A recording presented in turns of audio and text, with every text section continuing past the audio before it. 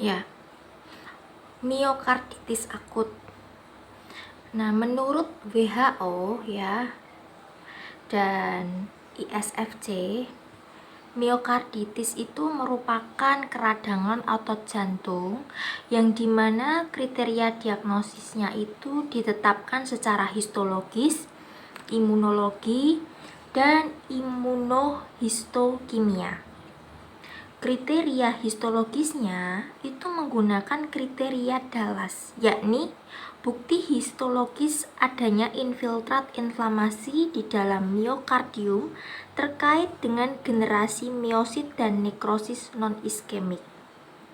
Nah, sedangkan kriteria imunohistokimia itu ditetapkan sebagai berikut, yakni lebih dari sama dengan 14 leukosit per milimeter kuadrat, termasuk lebih dari 4 monosit per milimeter kuadrat, dengan adanya CD3 positif limfosit min T lebih dari sama dengan 7 sel per milimeter kuadrat.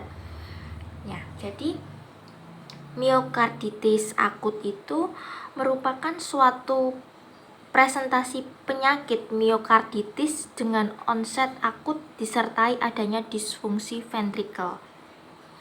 Miokarditis diklasifikasikan yakni berdasarkan oleh penyebabnya secara klinis dan secara gambaran patologis. Miokarditis secara klinis diklasifikasikan sebagai akut ataupun kronis. Karena onset timbulnya miokarditis akut sangat mungkin dideteksi, lebih mudah untuk memperkirakan parameter untuk diagnosa dan juga untuk menetapkan strategi untuk pengobatan pada miokarditis akut daripada miokarditis kronis.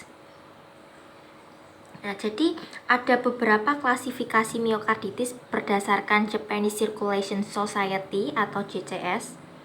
Misalkan kalau berdasarkan penyebabnya ya, infeksi itu bisa virus, bakteri, jamur, spirochetal, protozoa, parasit, dan juga rickettsia. Nah, secara histologis itu miokarditis limfositik, secara klinis itu berarti masuknya tipe akut.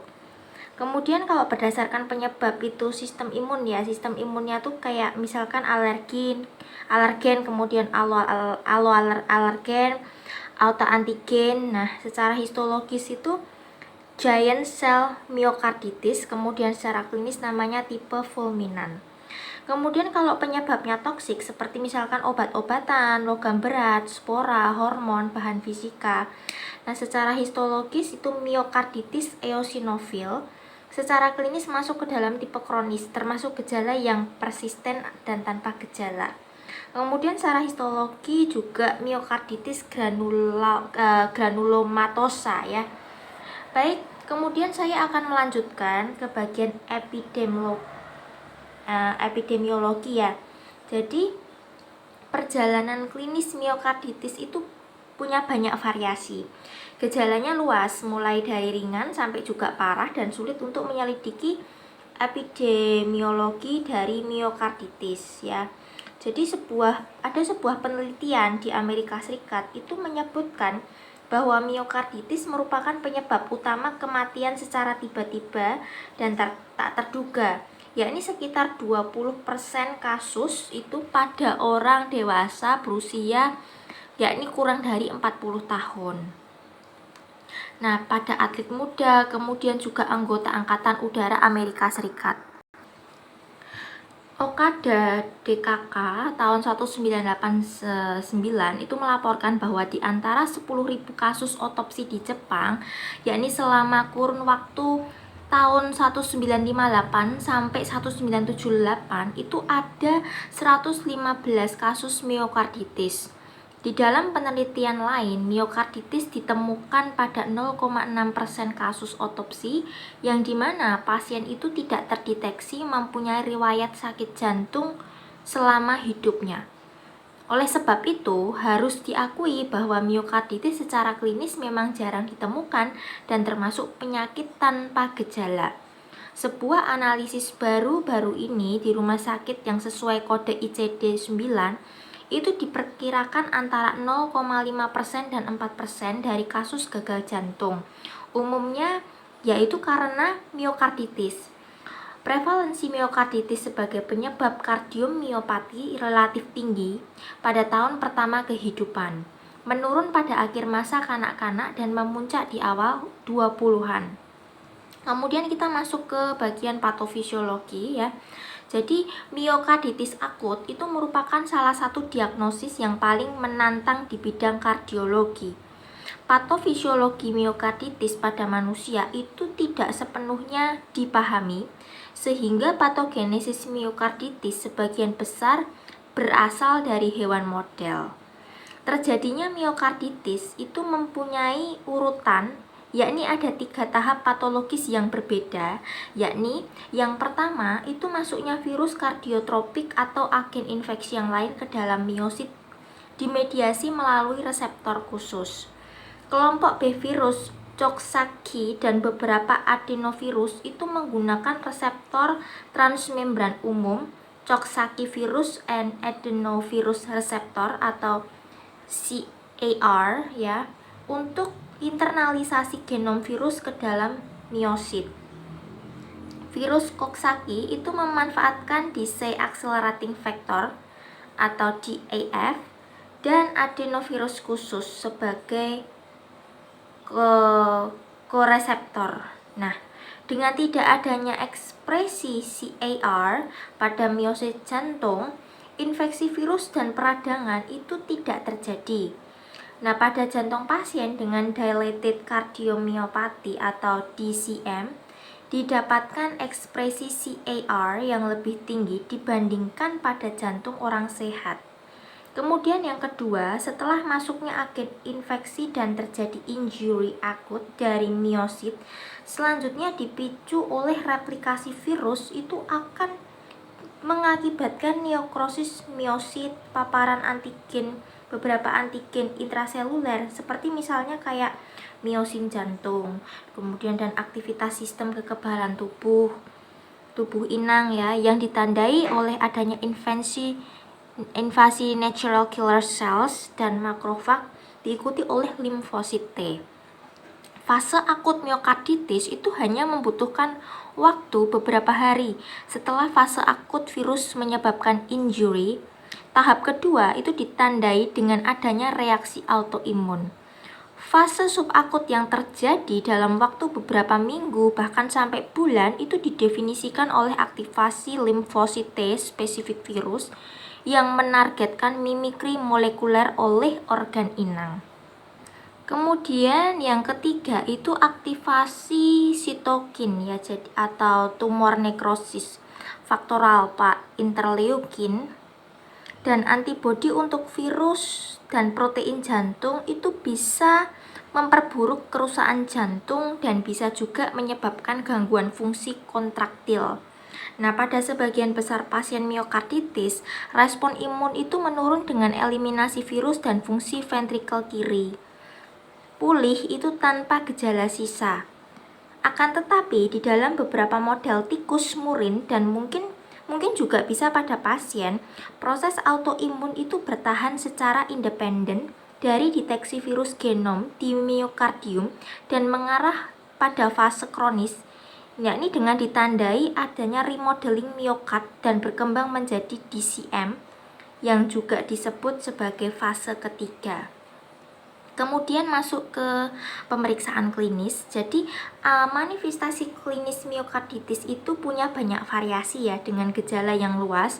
Itu mulai dari gejala yang asimptomatik hingga gejala yang menyerupai tanda-tanda infak miokard, bahkan dapat terjadi syok kardiogenik.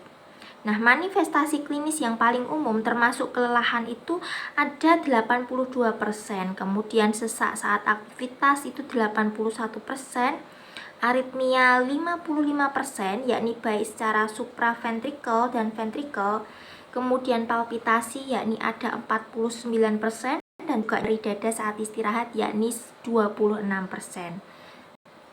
Penyakit ini dapat mengenai individu dalam segala usia. yang dimana presentasi miokarditis akut itu lebih sering terlihat pada anak-anak dan juga remaja. Nah, di dalam semua kasus dengan kecurigaan miokarditis itu wajib menyingkirkan penyakit jantung koroner atau PJK dan penyakit kardiovaskuler lainnya seperti misalnya hipertensi ataupun penyakit non-inflamasi ekstrakardiak yang presentasi klinisnya itu serupa. Nah, sangat sulit untuk membedakan miokarditis dari sindroma koroner akut karena terjadi pelepasan troponin, elevasi segmen ST pada elektrokardiografi, dan kelainan gerak dinding segmental pada ekokardiografi. Maka sebab itu, tanda-tanda dan gejala yang tidak spesifik seperti demam, menggigil, nyeri otot, itu dapat terlewatkan oleh pasien sehingga tidak bisa diandalkan untuk diagnosis. Ada banyak kasus miokarditis itu bermanifestasi dengan timbulnya gagal jantung, terutama pada pasien setengah baya ataupun lebih tua. Nah, sebagai pertimbangan di dalam membedakan miokarditis dari kardiomiopati, dilatasi idiopatik itu hampir sepertiga dari pasien dengan miokarditis virus, fungsi jantungnya akan pulih dengan terapi suportif yang tepat, yang dimana pemulihan tersebut jarang terjadi pada mereka dengan kardiomiopati dilatasi genetik.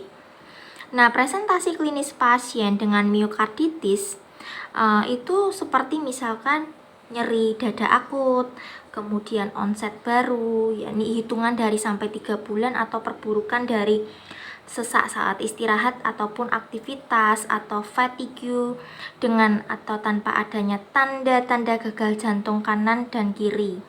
Kemudian subakut kronis lebih dari 3 bulan atau perburukan dari sesak saat istirahat atau aktivitas atau fatigue dengan ataupun tanpa tanda gagal jantung kanan dan kiri.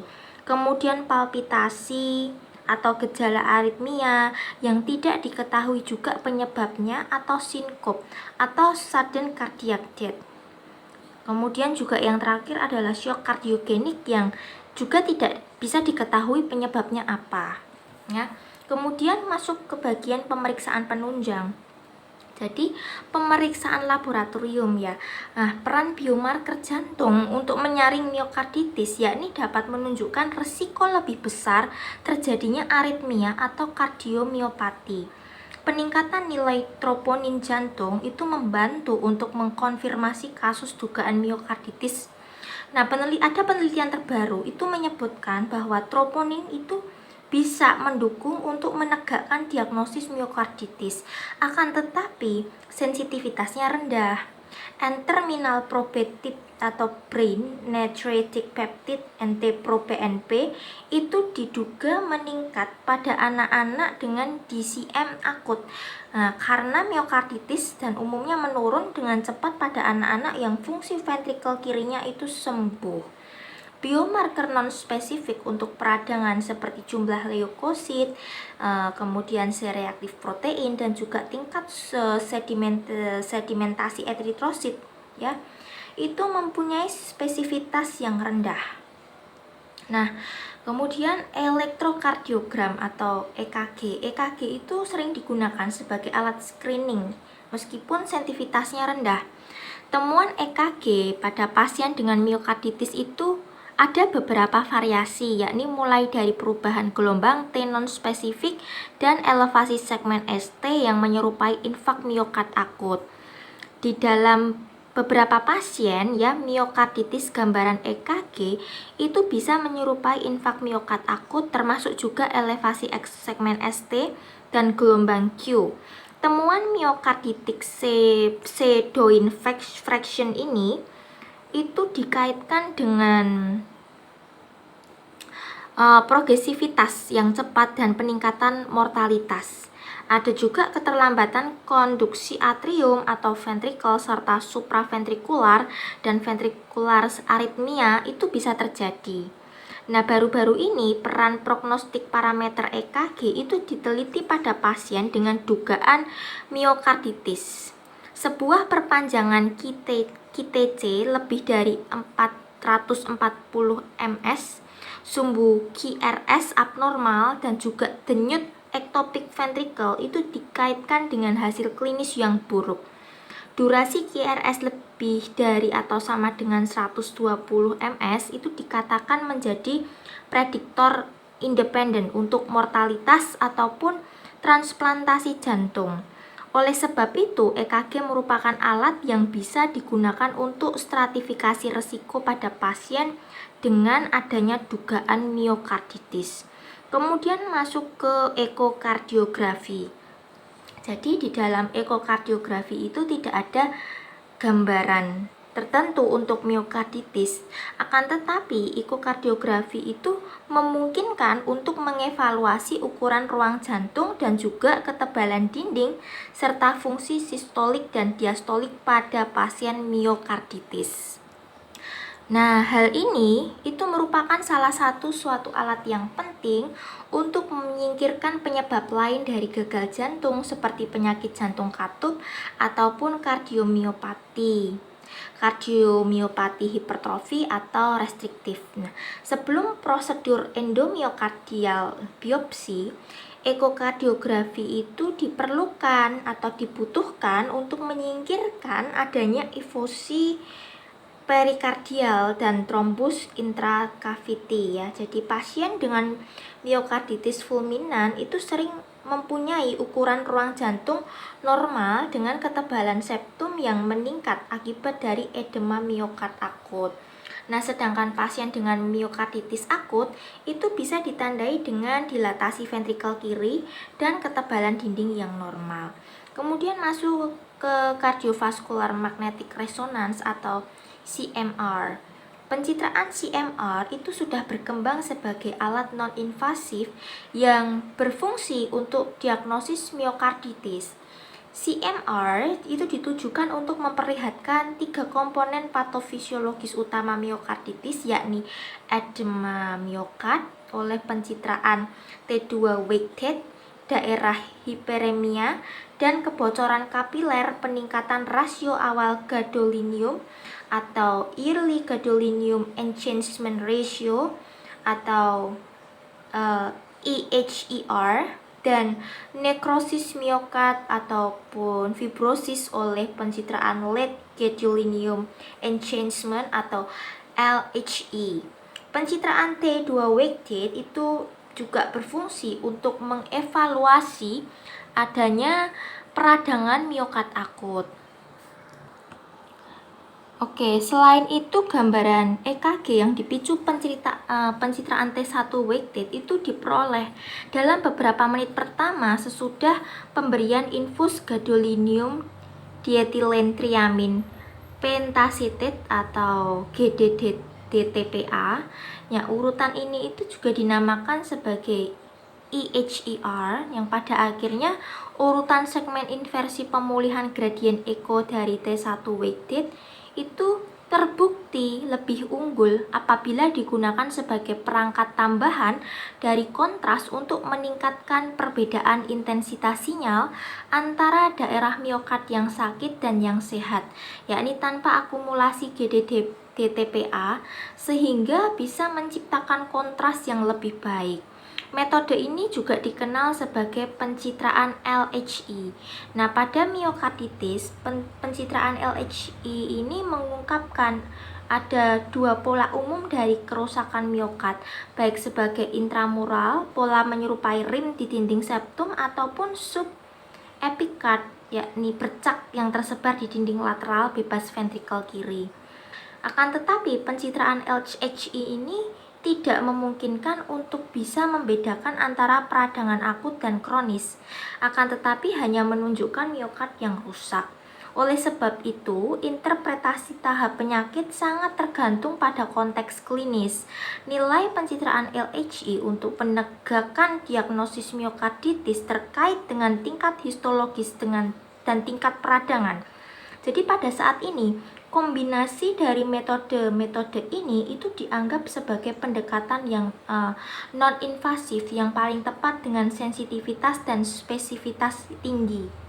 Ya. Miokarditis yang parah mungkin tidak bisa dideteksi ya oleh CMR karena resolusi ruang yang terbatas dibandingkan dengan endomyokardial biopsi. CMR itu juga bisa digunakan untuk memandu pengambilan sampel selama endomyokardial biopsi dan meningkatkan hasil dari jaringan. Kemudian yang selanjutnya adalah endomyokardial biopsi atau EMB. Standar emas dalam diagnosis miokarditis merupakan EMB. Ya, karena miokarditis kemungkinan melibatkan satu ventrikel. Beberapa pusat jantung besar ya secara rutin melakukan biopsi ventrikel kiri dan kanan. Di pusat-pusat jantung tersebut, keamanan biopsi ventrikel kiri itu setara dengan biopsi ventrikel kanan dengan hasil diagnosis yang lebih besar. Nah, jadi menurut kriteria Dallas, miokarditis akut itu ditandai oleh infiltrat limfositik berkaitan dengan nekrosis miosit. Nah, karena adanya keterbatasan kriteria Dallas dalam menafsirkan spesimen biopsi dan juga karena proses peradangan non-seluler yang tidak bisa dideteksi imunohistokimia lebih diterima dalam diagnosis miokarditis. Menurut WHO atau IFSC, pada definisi dan klasifikasi kardiomiopat, IMB itu dinilai sebagai peradangan dengan deteksi imunohistokimia dari infiltrat molekuler secara vokal atau difus ya. Jadi limfosite dan makrofag dengan lebih dari 14 sel per milimeter kuadrat. Selain meningkatkan ekspresi molekul HLA kelas 2, deteksi biologi molekuler virus kardiotropik itu bisa dilakukan dengan nested PCR atau real-time PCR dari IMB.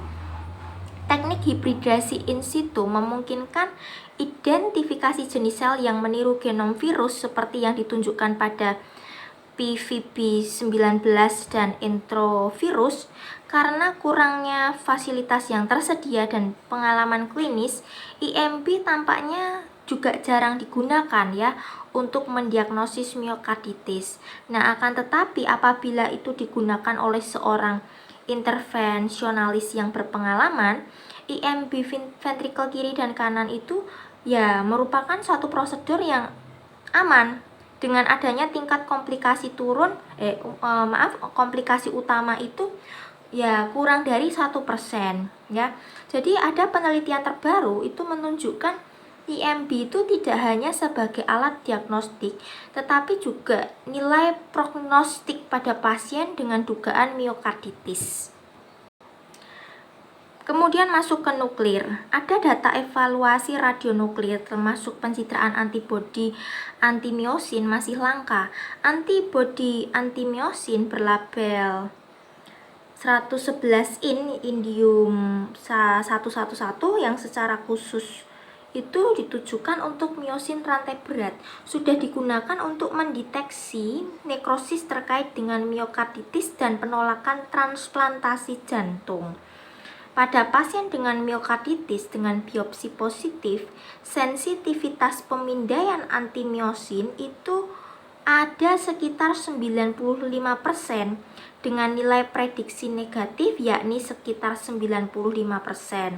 Akan tetapi spesifititasnya itu hanyalah 50% karena terbatasnya ketersediaan dan resiko dari paparan radiasi, teknik nuklir, tidak secara rutin itu dianjurkan untuk diagnosis miokarditis. Kemudian untuk kriteria diagnostik pasien yang dicurigai miokarditis ya, secara klinis ya, presentasi klinisnya ya itu ada nyeri dada akut, kemudian onset baru atau perburukan dari sesak subakut atau kronis atau semakin buruk, kemudian palpitasi atau aritmia yang juga tidak diketahui apa penyebabnya, kemudian sinkop atau juga sudden cardiac death yakni seperti shock kardiogenik yang tidak juga diketahui penyebabnya apa. Kemudian kalau dari kriteria diagnosis yang pertama itu EKG, Holter atau stress test, abnormalitas EKG 12 lead dan Holter atau stress test sebagai Berikut itu blok AV derajat 1 sampai 3, blok cabang berkas, perubahan gelombang ST per T, elevasi ST atau non elevasi ST, inversi gelombang T, sinus ares, kemudian takikardi ventrikel atau fibrilasi dan asistol, fibrilasi atrial, penurunan tinggi gelombang R, keterlambatan konduksi intraventrikel atau pelebaran kompleks QRS, abnormalitas gelombang Q, voltage rendah, denyut prematur yang sering, takikardi supraventrikel. Kemudian yang kedua, marker kardiositolisis, adanya peningkatan troponin T atau troponin I ya. Kemudian yang ketiga itu abnormalitas fungsional and structural pada cardiac imaging atau echo atau angio atau CMR. Abnormalitas struktur dan fungsi dari LV atau RF ya, yang baru terjadi LV atau RV ya, yang baru terjadi atau tidak bisa juga dijelaskan, termasuk penemuan insidental pada penderita asimptomatik, gerakan dinding regional atau sistolik global, atau abnormalitas fungsi diastolik dengan atau tanpa dilatasi ventrikel, dengan atau tanpa peningkatan ketebalan dinding, dengan atau tanpa efusi perikard, dengan atau tanpa trombus endokaviteri. Kemudian yang terakhir adalah karakteristik jaringan oleh CMR, edema atau LHI sebagai pola klasik miokarditis. Nah, dicurigai miokarditis jika presentasi klinis lebih dari atau sama dengan 1 dan kriteria diagnosis lebih dari sama atau sama dengan 1 dari berbagai kategori, dengan tidak adanya yang pertama itu PJK yang dideteksi melalui angiografi, stenosis koroner lebih dari atau sama dengan 50%. Kemudian yang kedua, penyakit kardiovaskular yang sudah ada sebelumnya atau penyakit ekstrakardiak yang juga bisa menyebabkan gejala seperti penyakit katup, penyakit jantung bawaan, hipertiroidisme, dan lain-lain. Kecurigaan lebih tinggi dengan semakin banyaknya jumlah kriteria yang terpenuhi. Apabila pasien asimptomatik, kriteria diagnosis lebih dari atau sama dengan 2 harus dipenuhi. Kemudian untuk penata laksanaan, prinsip utama penata laksanaan miokarditis adalah perawatan yang optimal untuk aritmia dan gagal jantung. Salah satu kesenjangan besar dalam penata laksanaan miokarditis merupakan kurangnya tes non-invasif yang sering dan spesifik. Berikut ada beberapa pelaksanaan miokarditis berdasarkan European Society of Cardiology.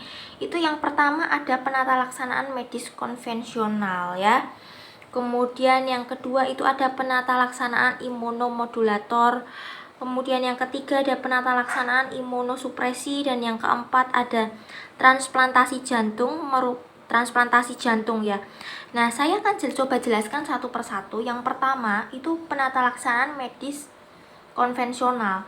Pasien gagal jantung yang dengan hemodinamik tidak stabil itu harus segera dirujuk ke intensive care unit yang terdapat fasilitas pendukung mekanikal jantung dan paru, alat pemantau hemodinamik, kateterisasi jantung, dan kemampuan melakukan EMP. Kemudian pada kasus dengan shock kardiogenik dan gangguan fungsi ventrikel yang berat, ventricular assist device atau VAD atau extracorporeal membrane oxygenation atau EZMO mungkin dibutuhkan. Transplantasi jantung sebaiknya ditunda pada fase akut karena pemulihan itu bisa terjadi. Nah, kemudian pada pasien ya dengan hemodinamik stabil itu disarankan untuk menjalani perawatan di rumah sakit sampai ditetapkan diagnosis pasti, karena sangat mungkin berkembang cepat menjadi keadaan darurat jantung. Misalnya blok jantung yang parah atau aritmia maligna, bahkan pada fungsi sistolik yang awalnya baik. Pasien seperti ini diterapi dengan obat-obatan diuretik, angiotensin converting enzyme inhibitor, atau angiotensin receptor blockade and beta adrenergic blockade ya. Kemudian pasien dengan gagal jantung persisten setelah pemberian obat-obatan tersebut itu bisa dipertimbangkan pemberian antagonis aldosteron. Kemudian untuk penggunaan alat pacu jantung, sementara mungkin dibutuhkan pada pasien dengan blok total atrioventrikuler, sementara penggunaan ICD atau implantation cardioverter defibrillator itu menjadi masih kontroversi karena miokarditis itu bisa sembuh sempurna ya. Kemudian untuk yang kedua itu penata laksanaan imunomodulator. Itu tidak ada terapi antivirus yang disetujui untuk pengobatan infeksi enterovirus. Vaksin bisa menjadi salah satu pilihan terapi di masa yang akan datang. Kemudian imunoglobulin intravena atau intravenous imunoglobulin atau VIG, dosis tinggi mengatur respon imun dan inflamasi dalam berbagai cara pada penyakit-penyakit autoimun sistemik. Penggunaannya dihubungkan dengan peningkatan fraksi ejeksi ventrikel kiri pada gagal jantung kronis. Penggunaan IVIG itu tidak mempunyai efek samping yang penting sehingga dapat digunakan pada terapi gagal jantung refraktor akibat miokarditis, yakni baik akibat virus ataupun autoimun, yang terutama apabila terdapat keterlibatan autoantibody. Akan tetapi, penggunaan IVIG itu sangat tidak disarankan pada kasus curiga miokarditis tanpa adanya bukti IMP. Kemudian berbagai autoantibody itu ditemukan pada pasien miokarditis. Nah, oleh sebab itu penggunaan immunoadsorption atau IA menurut beberapa penelitian kecil itu bisa menyebabkan peningkatan fungsi ventrikel kiri dan penurunan inflamasi miokard. Tetapi masih dibutuhkan penelitian yang lebih besar lagi untuk bisa membuktikannya. Karena itu penggunaan IA masih belum disarankan untuk saat ini. Kemudian untuk penata laksanaan imunosupresi, data tentang keamanan dan kemajuan dari penggunaan imunosupresi pada miokarditis antara lain dari penggunaan steroid saja, azathioprine dan steroid, kemudian siklosporin A atau azathioprine dan steroid. Informasi mengenai obat lainnya itu masih belum tersedia ya. Nah, kemudian terapi imunosupresi itu sebaiknya dimulai setelah menyingkirkan adanya infeksi aktif melalui PCR atau polymerase chain reaction saat IMP. Penggunaan obat-obat ini ditujukan pada pasien miokarditis refraktor dan tanpa kontraindikasi imunosupresi seperti giant cell myocarditis, cardiac sarkoidosis, dan miokarditis akibat penyakit autoimun yang lainnya. Terapi steroid itu ditujukan pada kardiak sarkoidosis dengan gangguan fungsi ventrikel atau aritmia ya, dan miokarditis toksik dengan gagal jantung atau aritmia. IMP lanjutan itu diperlukan sebagai pedoman intensitas dan lama pemberian imunosupresi. Kemudian yang keempat itu transplantasi jantung, yakni merupakan terapi yang efektif untuk pasien dengan miokarditis yang mengalami gagal jantung refraktor meskipun dengan terapi medis yang optimal dan dukungan sirkulasi mekanikal. Kelangsungan hidup sesudah transplantasi pada miokarditis setara dengan kelangsungan hidup transplantasi jantung akibat penyebab lainnya. Kemudian masuk ke bagian prognosis. Nah, prognosis untuk pasien dengan miokarditis akut itu ada beberapa variasi dan memiliki kaitan dengan manifestasi klinisnya ya. Jadi tingkat mortalitas miokarditis itu belum bisa ditetapkan. Nah, sebuah komite investigasi dari The Ministry of Public Welfare and Labor di Jepang itu melaporkan bahwa pada tahun 1986 ada 13 pasien, yakni 4,7% dari 274 pasien meninggal dalam 1 bulan yang diduga akibat miokarditis akut. Di antara kasus-kasus tersebut, penyebab kematian terbanyak adalah shock kardiogenik, yakni sebanyak 6 kasus, 46%. Kemudian gagal jantung kongestif itu ada 5 kasus, yakni 38%.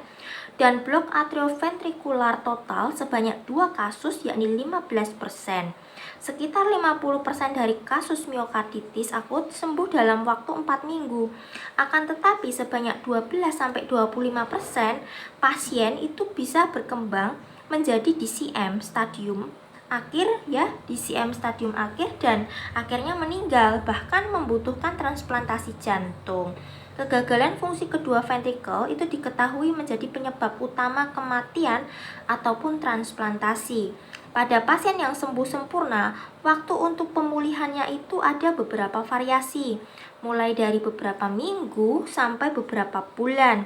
Sekitar 15% pasien dengan mioperikarditis itu bisa terjadi kekambuhan. Pada beberapa kasus miokarditis akut, praktisi sering memperlakukannya sebagai miokarditis fulminan yang dapat berkembang menjadi kegagalan sirkulasi parah selama fase akut. Tingkat morbiditas dan mortalitas di seluruh dunia terkait dengan miokarditis fulminan itu juga belum jelas ya. Jadi, Cupta DKK tahun 2008 itu melaporkan bahwa frekuensi miokarditis fulminan itu adalah 10% di antara semua karditis miokarditis akut di Amerika Serikat. Tingkat mortalitas selama hospitalisasi pertama adalah sebanyak 22% untuk jenis akut, kemudian 43% untuk fulminan, 33% untuk jenis gejala persisten kronis, dan yang 40%-nya lagi itu untuk miokarditis kronis tanpa gejala.